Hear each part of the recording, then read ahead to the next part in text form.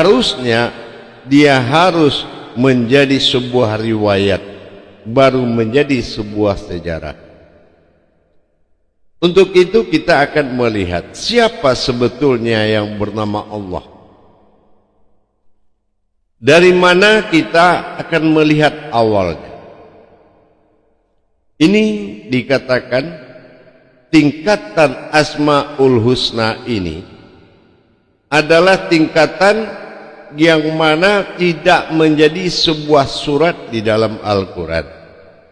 Tidak ada surat Asmaul Husna. Artinya seperti itu. Kita disuruh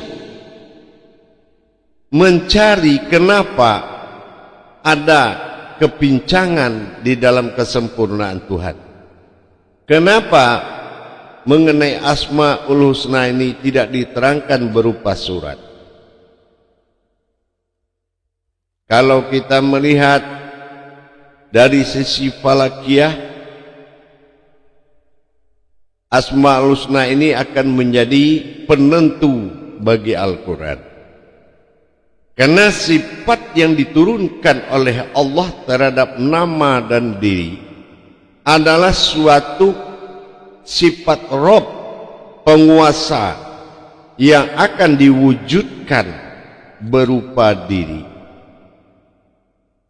Yang akan diwujudkan berupa diri, yang akan menjadi zahiru Rabbi wal batinu abdi, yang akan menjadi zahir panutan oleh semua alam semesta dan isinya beserta isinya makhluk, yang akan menjadi titik penentu dan titik temu atau kita sebut dengan ashor.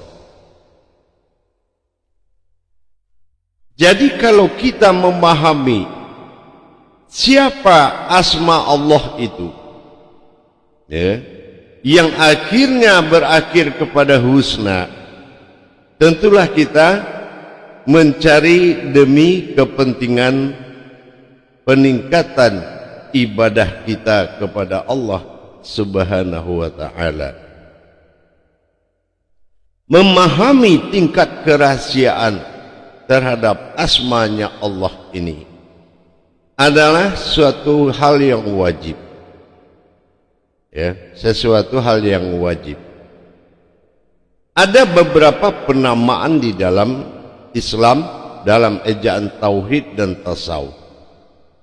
Ada dinamakan insan, ada kodrat umat ini dinamakan ihsan. Umat ini ada dua, ada yang berkodrat makhluk dan ada yang berkodrat alam. Itu adalah umat bagi Allah. Tetapi di antara umat, dua kodrat umat, salah satu adalah kodrat yang dijadikan, dan salah satu lagi adalah kodrat yang diciptakan. Ini kita harus tahu pemahamannya. Apa yang dikatakan yang diciptakan, yang terbuat dari fayakun adalah semesta. Dan mana yang dijadikan, yang terbuat dari kun adalah makhluk atau umat. Nah, di sini kita harus bisa memilah-milah, ya, mana yang diantaranya perwalian dari Allah untuk mencapai ketuhanannya, atau dikatakan dengan wali Allah. Mana nikmat wakil wa nikmatun nasir, mana yang dikatakan yang terbuat mewakilinya sebuah nikmat besar. Inilah kita harus menggali potensi tersebut agar tidak ada lagi kita membawa keputusan tanpa mengalami peristiwa keputusan tersebut. Kenapa? Kalau kita tidak menjalani atau tidak mengalami tafarid dan tazridnya, mengalami ya, dan merasakan kalau ini tidak terjadi, maka seseorang itu telah berdusta dalam nikmat Allah. Untuk itu kita akan melihat mana yang dikatakan yang mewalikan Allah diri pemimpin dari segala diri. Yang dikatakan diri pemimpin atau diri syekh dari segala diri. Dan yang diri dipimpin dalam masa insan. Semua insan-insan Allah termasuk alam juga adalah insannya Allah. Insan akan berpasangan dengan ihsan. Ihsan adalah diri al-haq, diri yang tidak memiliki cacat sedikit pun, baik dari pandangan, baik dari tingkah, baik dari kodrat. Dia tak tersentuh oleh keinsanan alam terhadap diri ihsan. Diri ihsan adalah diri tersirat. Diri tersirat yang akan menggerakkan diri insan sebagai pembungkus ihsan. Insan adalah diri pewalian, sementara ihsan adalah diri al-haq yang menjadi umuliah diri. Ini yang dikatakan diri halus atau diri al-haq. Karena kebangkitan diri halus al-haq dengan nyata, inilah yang dikatakan syahadat tunggal. Syahadat tunggal ini yang membawa seseorang tidak sama wujudnya dengan yang lain, yaitu syahadat tunggal. Kenapa diri ihsan wujud kepada syahadat tunggal? Karena al-malakul haqqul mubin, ashadikul wa'adal amin. Artinya, nyatakanlah al-haq, diri yang hak itu dengan mubin, nyata. Tapi ingat, diri itu ashadikul wa'adal amin. Diri itu adalah diriku. Amin. Dalam hal ini, kita akan melihat dan merujuk. Nanti akan kita perlihatkan mana yang dikatakan wujud ihsan dan mana yang dikatakan zahiru rabbi yang berwujud kepada insan yang terlihat. Nah, ini kita akan lihatkan nanti. Tapi sebelum itu kita akan lihat seperti apa tajalinya. Kita akan kaji diri ihsan. Ini kita sering mendengar 3 perkara. Al-Quran sempurna akan 30 keumatan, sifatnya juz. Dari mana juz sempurna itu? Yaitu terbentuk dari kodrat iman, Islam, dan ihsan. Iman memiliki 6 kodrat, ihsan memiliki 1, sementara Islam memiliki 5 kodrat. 5 kali 6 30 juz, dan yang 1 adalah ihsan.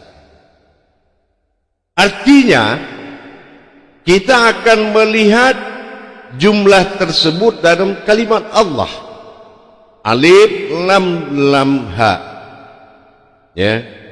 Alif harfnya adalah 1. 6 3 2 kali 3 6, ya, artinya 3 3 6. Kodrat lam harkatnya 3 kali 2 lam hamzah menjadi 6, sementara ha harkatnya 5 1 6 5. Berarti betul 1 ihsan, 6 rukun iman, 5 rukun Islam. Ini yang dikatakan juz 30. 5 kali 6, ya, berjumlah 30 disebut juz ihsan. Jadi 165 ini adalah kodrat dari ihsan, karena dia adalah zatnya Allah. Alif awal, ha adalah akhir, zat, maka zat memperlihatkan ihsan dalam wujud insan. Inilah dasarnya terjadi zahiru Rabbi. Zahir itu adalah ketuhanan. Jadi dengan terwujudnya, ini yang dikatakan ihsan, yaitu diri rahasia atau diri halus, atau kita sebut dengan diri al-haq. Untuk mencapai ibadah kepada ketuhanan, kita akan melihat wujud dari ihsan terhadap zahirnya Allah, yaitu wazahir keinsanan, atau dikenal dengan keumatannya. Nah, jadi kalau kita sudah memahami Allahu Akbar, maka lebur insan menjadi ihsan. Inilah maka dikatakan kehadiran dia dalam kodrat yang satu disebut dengan ihrab. Ini yang dikatakan masih dalam diri atau diri sir atau rahasia. Ini yang dikenal dengan ejaan tasawuf atau bahasa tasawuf diri domir. Diri domir adalah diri pemimpin dari seluruh diri. Dengan kita memahami hal demikian, maka kita melihat diri itu adalah sebuah jalan yang bernama wujudullah, diri Allah, maka disebut husna. Ya, kalau husna ini terlihat oleh zatnya Allah. Alif adalah zat, lam pertama sifat, lam kedua asma, dan ha adalah af'al atau hidup atau gerak. Artinya, maka nyatalah aku. Disitulah yang dikatakan zahiru Rabbi. Nah, ini sudah berapa kali kita akan mengulang, tapi kita mengulangi untuk dapat mengambil sikap ruhani dalam menentukan keputusannya. Bagaimana kita memanggil sebuah diri, dan diri itulah juga yang dipanggil. Memanggil yang dipanggil adalah satu. Jadi dengan kita memahami bagaimana kita bisa beribadah kepada Allah dengan secara langsung, tentu dengan mengamalkan hidupnya dua kodrat pada diri, zahiru Rabbi wal batinu abdi. Mana batinu abdi? Itulah ihsan. Mana zahiru Rabbi? Itu adalah keinsanan Allah. Ya, keinsanan Allah. Nah, keinsanan Allah adalah meliputi sekalian alam, mengisi segala rongga. Nah, diri ini nuansa dari kodrat zahiru Rabbi adalah diri saripati dari seluruh alam semesta. Hakikat dari alam semesta. Ini yang dikatakan zahiru Rabbi. Apa saripatinya? Baik nur yang muncul dari nur, baik yang muncul saripati dari zat, dari batin, dari kodrat, dari wujud. Bermunculan 7 sifat sehingga menjadi kodrat sebuah kulimahnya Allah. Kodrat kulimah adalah kodrat yang wujud, bukan maujud, tetapi sebuah wujud yang ada di dalam zahiru Rabbi. Diri ini tidak tersentuh oleh air, api, dan tidak panas oleh matahari, dan tidak basah oleh air. artinya derajatnya sangat mulia. Itulah zahirnya Allah, dinamakan zahiru Rabbi. Dan yang ihsan adalah diri al-haq yang sangat halus karena dia adalah hamba Allah dan hambanya Allah, maka dikatakan dengan batinul abdi. Dia adalah diri yang mengabdi, ya, diri yang benar-benar berdiri tempat semua mengabdi. Insan mengabdi kepada ihsan. Inilah jalur ilahiyahnya, perwujudan Allah dalam masa din, dalam masa tajalli alif kepada nun. Artinya apa? Ihsan, insan ini sudah menunjukkan gejolak batin yang disebut dengan an. Gejolak an itu dikenal dengan insan. Ini sudah dikatakan am ta'alaihim. Maka am akan memperlihatkan dalam masa insannya ta'ala adalah wujud Tuhan, ihim dalam masa diri.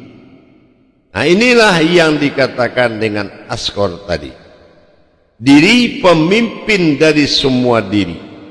Ini adalah ihsan.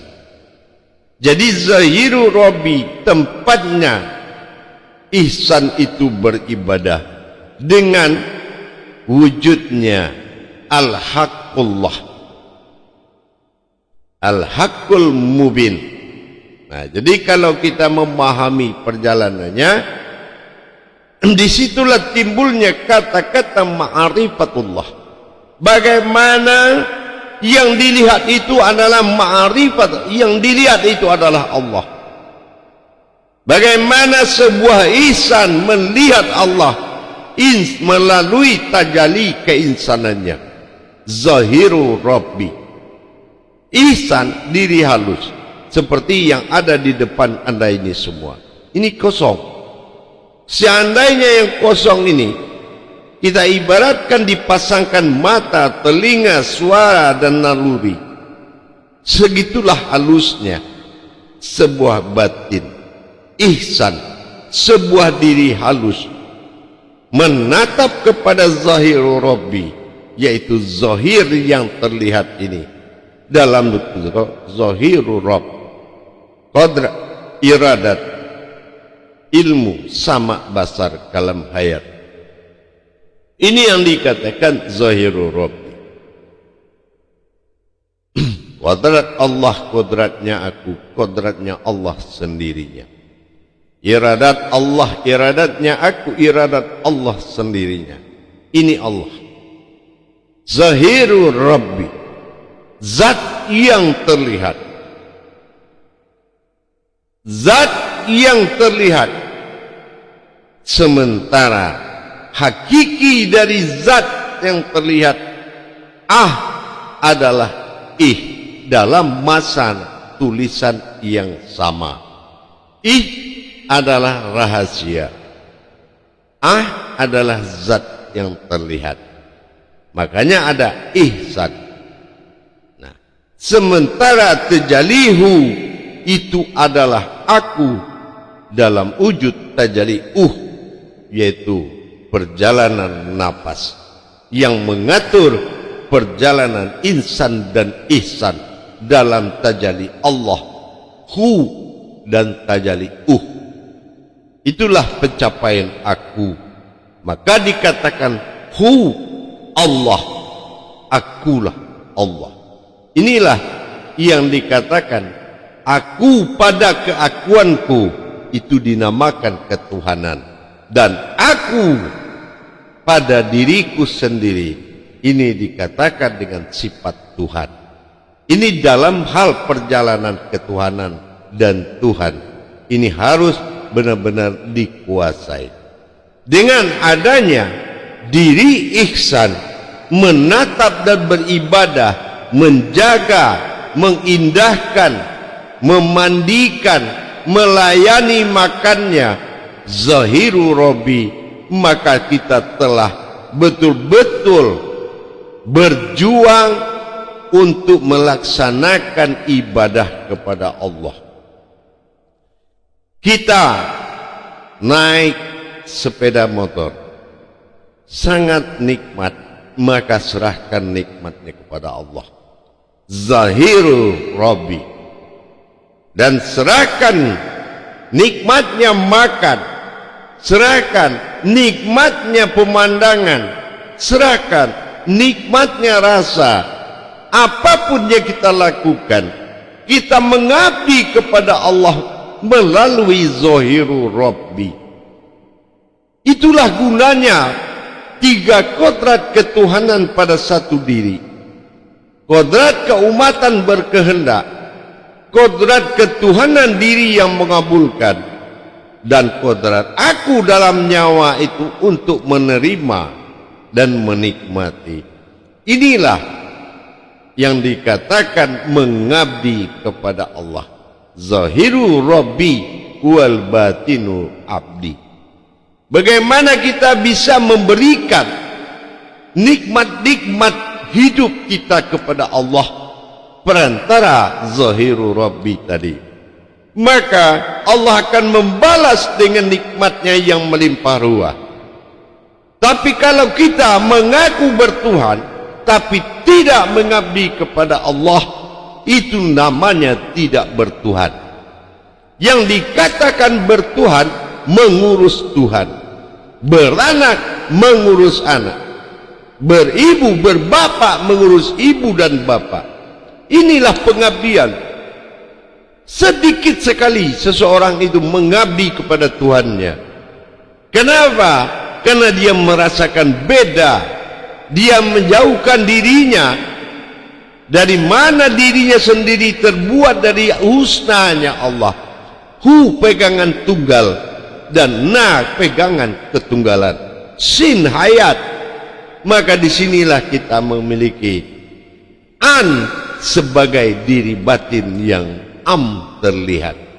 Makanya hakiki dari Fatihatin Nasun itu, Fatihatun Nasun itu sangat jelas. Ta'alaihim dengan bi'alaihim ini sangat dekat sekali. Jadi apabila kita menerapkan pengabdian kita total kepada Allah, tentulah dengan menyerahkan nikmat, sehingga kita terlepas dari maksiat, terlepas dari segala nazab-nazab yang merusak, terlepas dari pengabdian kepada kebendaan, keriaan, sihir, dan tidak ada pemujaan kepada apapun kecuali kita mengagumi wujud Allah pada diri, yaitu keinsanan yang terlihat. Tentu dengan kita mengabdi. Nah, salah satu mengabdi, apabila kita mau tidur, seberapa nikmat tidur itu, dan berikanlah nikmat itu. Dan begitu kita bangun, kita mengabdi lagi kepada Allah. Zahiru Rabbi, kita mandi dan kita bersihkan tubuh kita. Betul-betul insan ini di dalam pujian dan tanggung jawab ihsan.